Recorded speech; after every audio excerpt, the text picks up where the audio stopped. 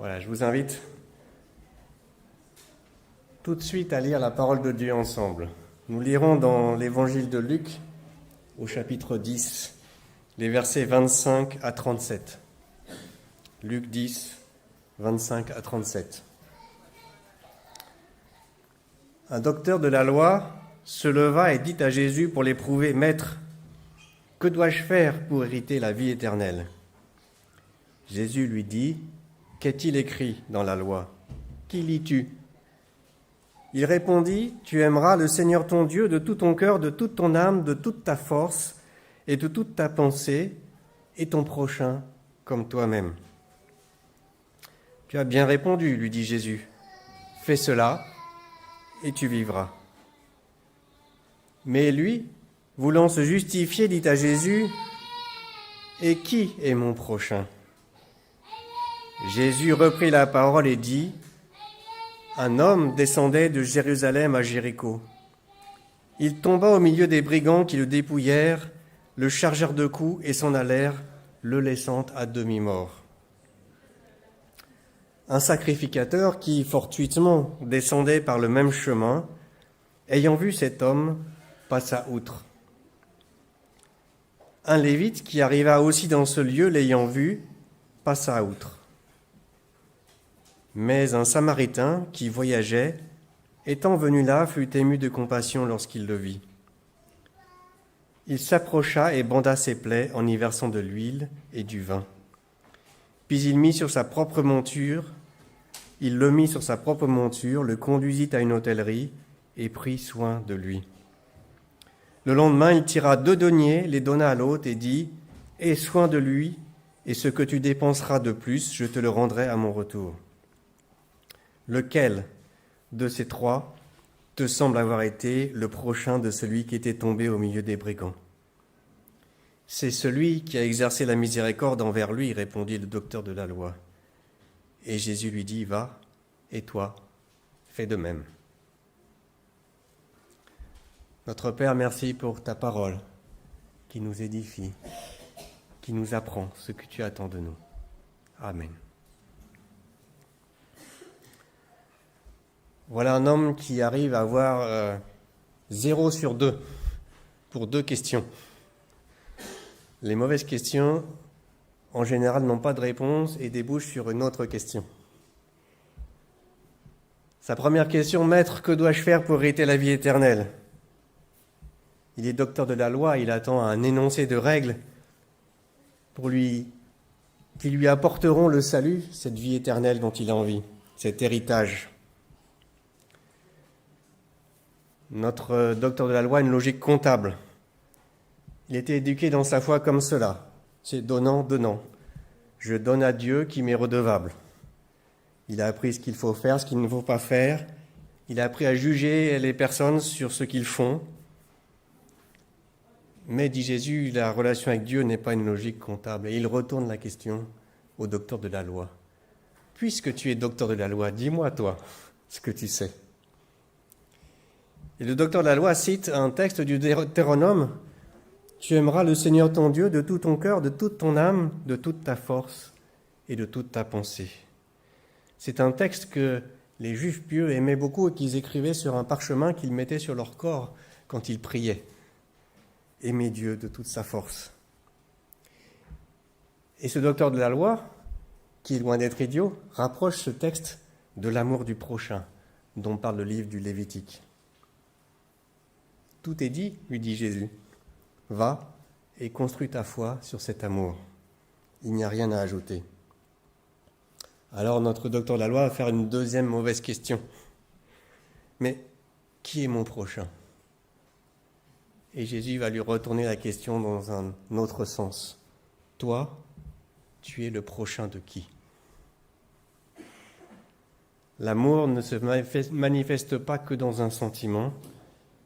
L'amour, c'est un acte qui dira de qui je suis le prochain. Va, et toi fais de même, dit Jésus. Alors il raconte cette histoire avec 4 personnages. Un personnage central qui est malheureux. Sans doute Jésus a tiré son histoire d'un fait divers connu de son époque. où il y avait sur cette route qui descendait de Jérusalem à Jéricho des brigands qui pouvaient vous attendre au coin du chemin, qui pouvaient vous battre, vous dépouiller, prendre tout ce que vous avez.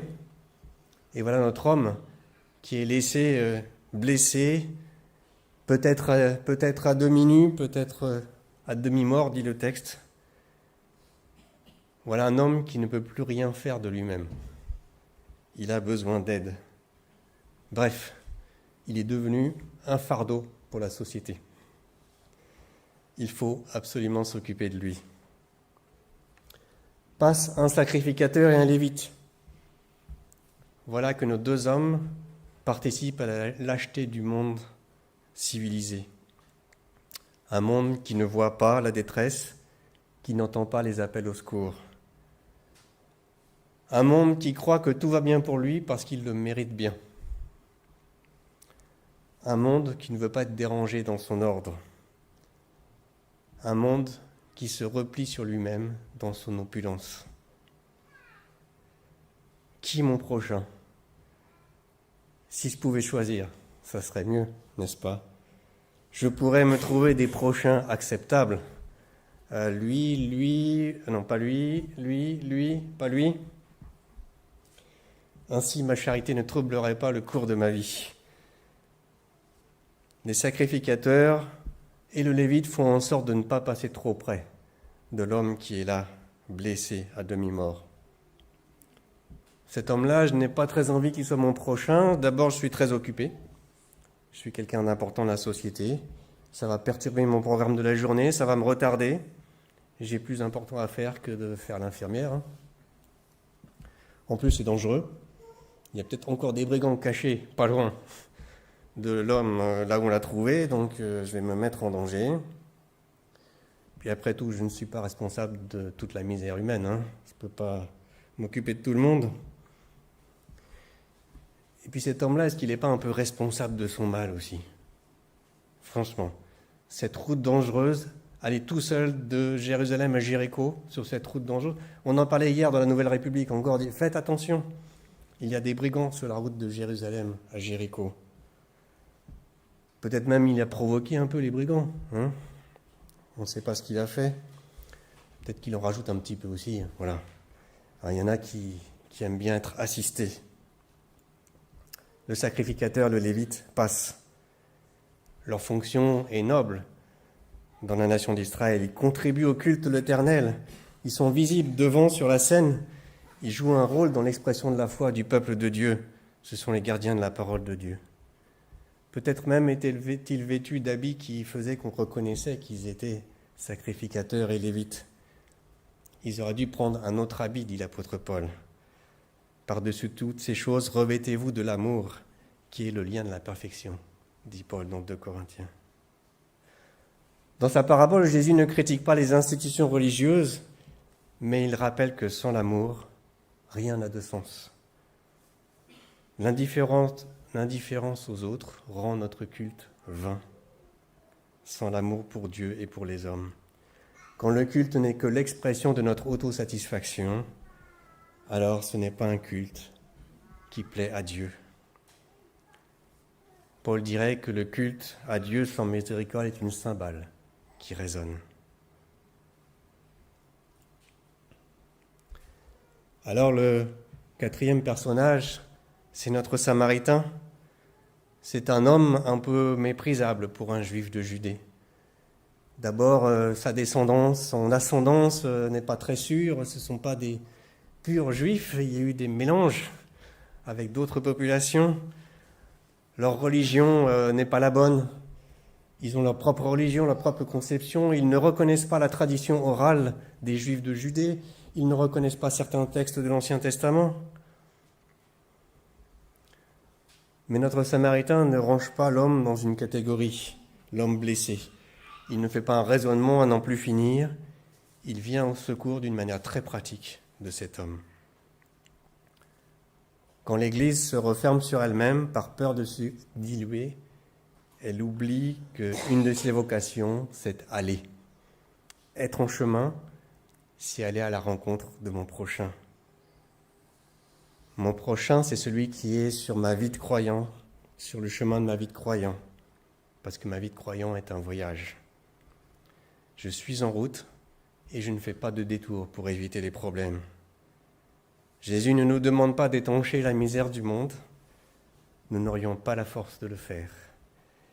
Mais il nous demande de ne pas détourner notre chemin et de ne pas éviter notre prochain. Ce que fait le Samaritain, lui, il est généreux. Il est généreux de son temps. Il s'arrête.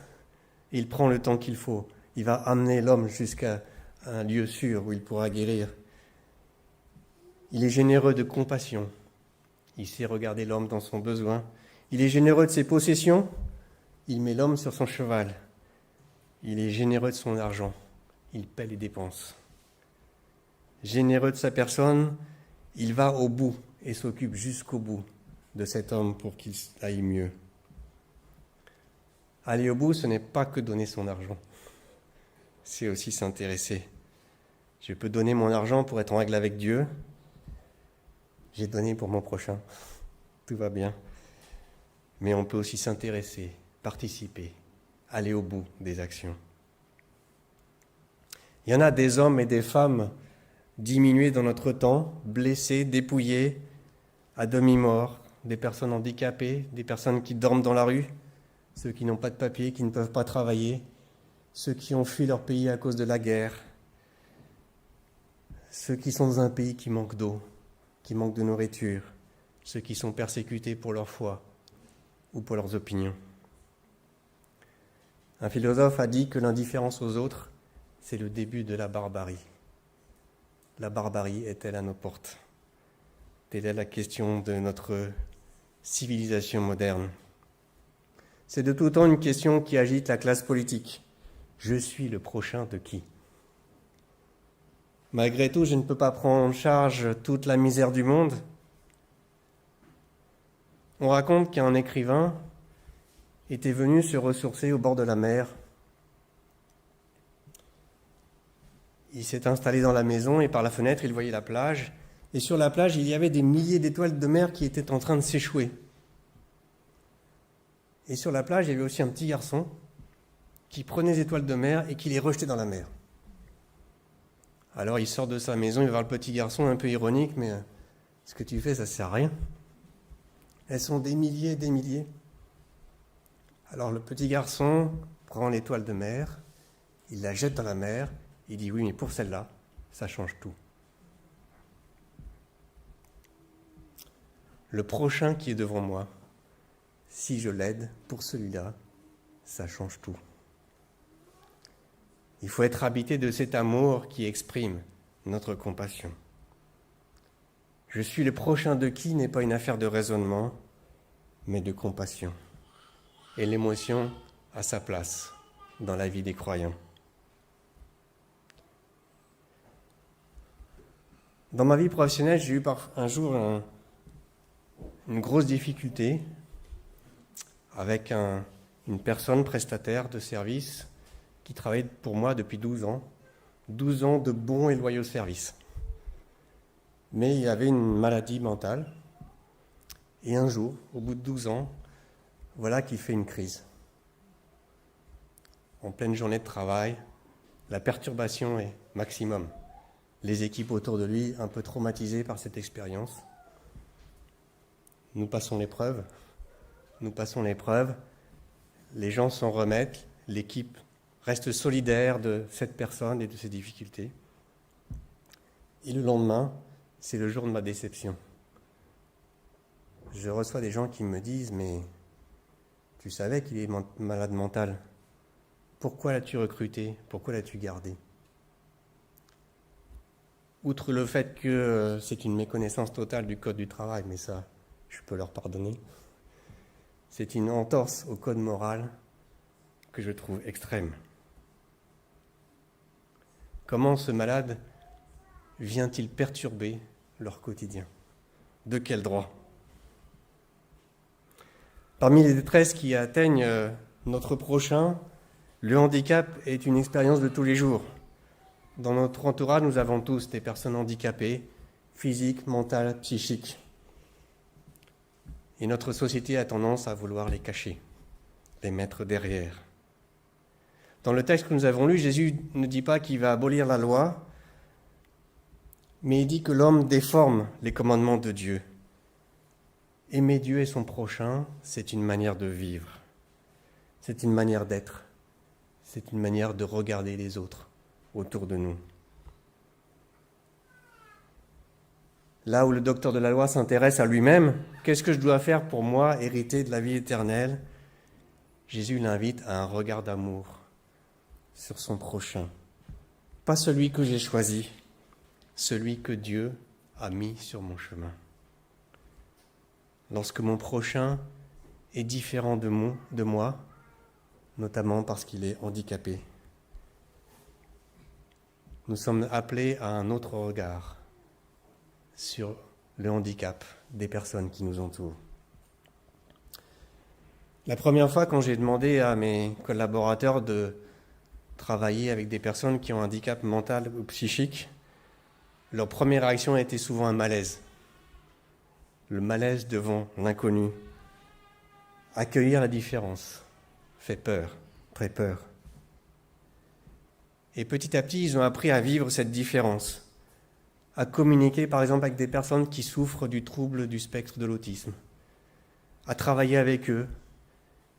Et au bout de quelques mois, ils étaient tous ravis, enthousiastes, enrichis, parce que la différence enrichit. Il suffit que l'entreprise accepte la différence. J'ai une petite anecdote amusante, je prends le temps. Nous avions des personnes qui avaient un fort handicap mental, qui travaillaient chez nous, une trentaine de personnes, qui étaient vraiment un maillon dans la chaîne de production de nos équipes. Ils faisaient un vrai travail réel, utile pour la société.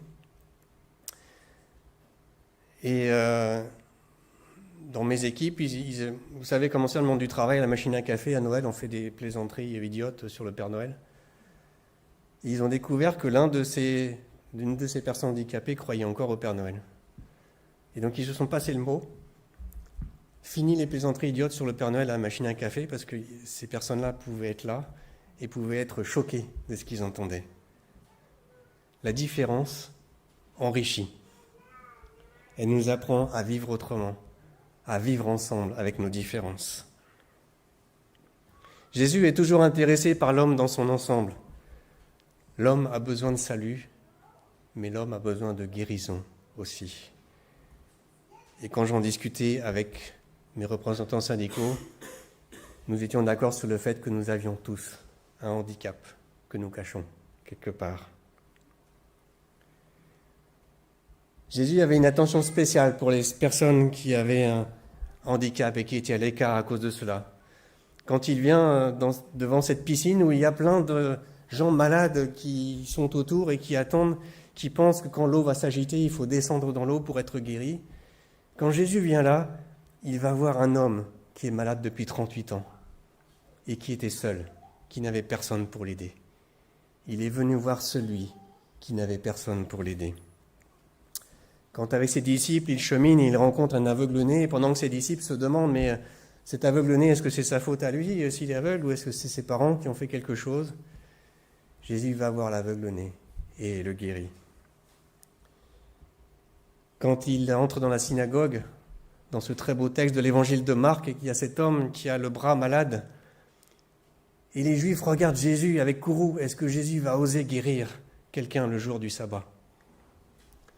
Et il y a tout un jeu de regard dans ce magnifique texte de l'évangile de Marc, le regard courroucé des pharisiens qui regardent Jésus, leur indifférence totale à la souffrance de l'homme malade, le regard de compassion de Jésus sur l'homme malade et son indignation à voir l'indifférence des pharisiens. Et il va guérir cet homme. J'ai vu plein de témoignages de personnes handicapées qui ont pu trouver un travail et qui disent « Depuis que je travaille, je revis. Je revis. » Et Jésus n'apporte pas seulement le salut, il apporte aussi une vie sociale à ces personnes qui étaient malades, isolées, et qui n'avaient plus droit à une vraie vie sociale.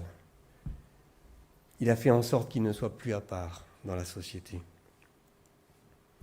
Quel regard portons-nous sur les personnes en situation de handicap en ce dimanche de la solidarité? quelle émotion, quel malaise apparaît en nous, quelle fausse idée nous en faisons-nous. Une dernière anecdote, c'est promis, pour pas être trop long. C'était un homme qui était responsable d'un centre qui accueillait des personnes avec un fort handicap mental. Et ce jour-là, il est enfermé dans son bureau avec une personne normale. Et cette personne normale était, disait-il, comme toutes les personnes normales, très triste. Il racontait tous les soucis de sa vie. Et il était très triste. Quelqu'un frappe à la porte et ouvre. C'est un de ces handicapés mentaux qui ont le sourire jusqu'aux oreilles, la banane. Et avec son sourire, il vient et dit bonjour au responsable du centre. Et puis comme il est un invité, il dit bonjour à la personne devant lui, toujours avec son sourire. Et il ressort avec son sourire. Et l'homme normal dit au responsable du centre, qu'est-ce que c'est triste d'être comme ça.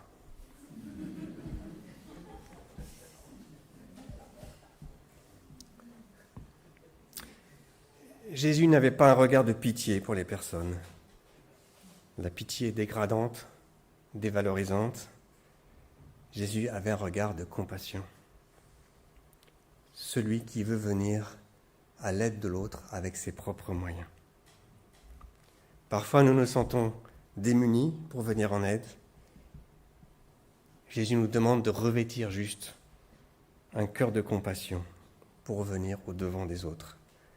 Aller au devant, aller à la rencontre, changer de regard, ça pourra faire de nous des personnes tout à fait différentes.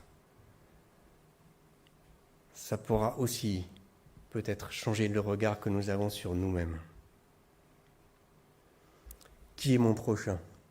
Ou plutôt, de qui suis-je le prochain ? Je ne sais pas combien de temps Dieu me donnera encore devant moi pour agir, mais pour répondre à la question de qui je suis le prochain, ça me met plein de projets dans la tête. Aimer Dieu de tout son cœur, de toute son âme, de toute sa pensée, aimer son prochain comme soi-même.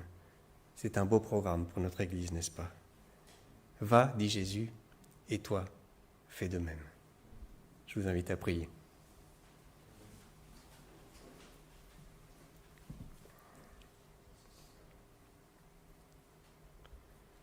Seigneur, nous voulons entendre cet ordre, va, et toi, fais de même. Tu sais comme nous sommes parfois peu courageux, comme nous pouvons nous contenter parfois de donner un peu d'argent pour soulager nos consciences, mais nous voulons entendre ton appel ce matin. Va, et toi, fais de même. Amen.